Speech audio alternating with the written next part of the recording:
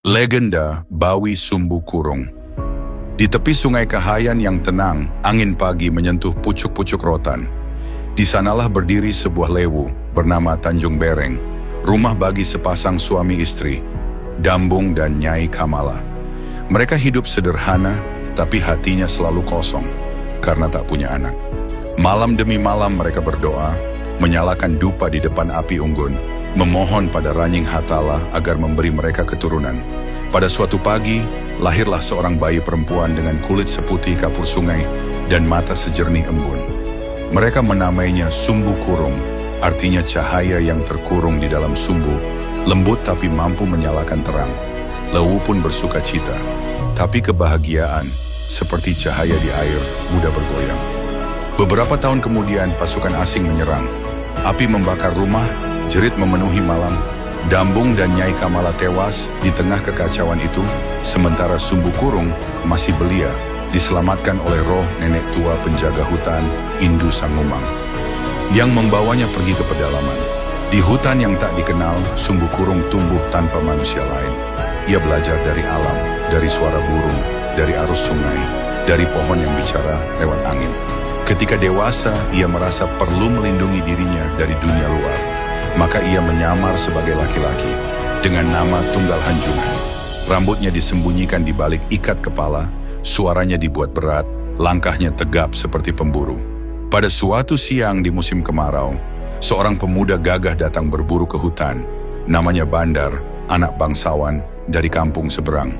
Ia terkejut melihat seorang pemuda asing yang hidup sendirian di pondok bambu di tengah rimba. Mereka berkenalan, berteman, dan saling menaruh hormat. Bandar sering datang membawa hasil tangkapan. Sumbu Kurung menukar dengan sayur, madu, dan cerita. Dalam pertemuan-pertemuan itu, lahirlah sesuatu yang lembut, perasaan yang sulit dijelaskan. Bandar mulai merindukan Tunggal Hanjungan, tapi juga bingung oleh sesuatu yang ia rasakan dari temannya itu. Suara yang lembut, sorot mata yang menenangkan. Namun ia menahan diri, karena sudah dijodohkan dengan gadis lain di kampungnya. Suatu malam badai besar datang. Petir menyambar batang pohon besar di dekat pondok. Bandar berlari mencari Tunggal Hanjungan.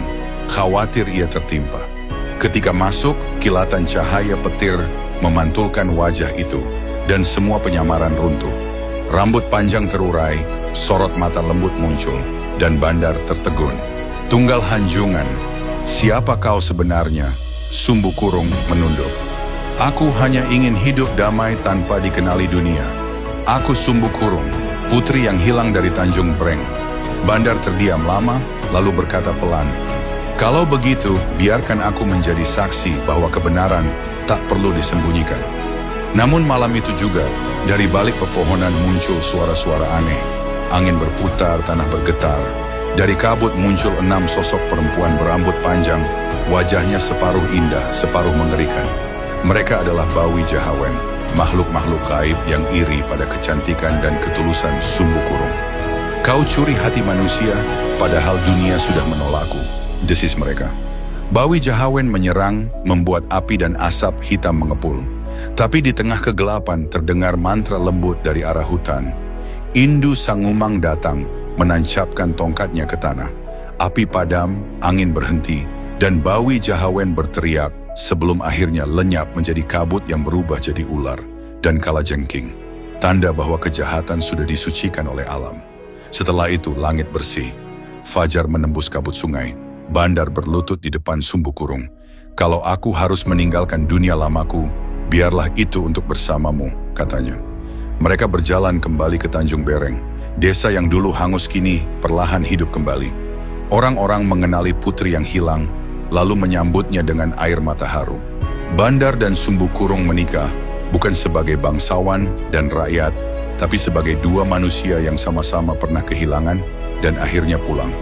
Konon, di tepi sungai Kahayan kini ada taman bernama Sumbu Kurung. Tempat orang menyalakan pelita di malam tertentu untuk mengenang cahaya yang tidak padam meski terkurung.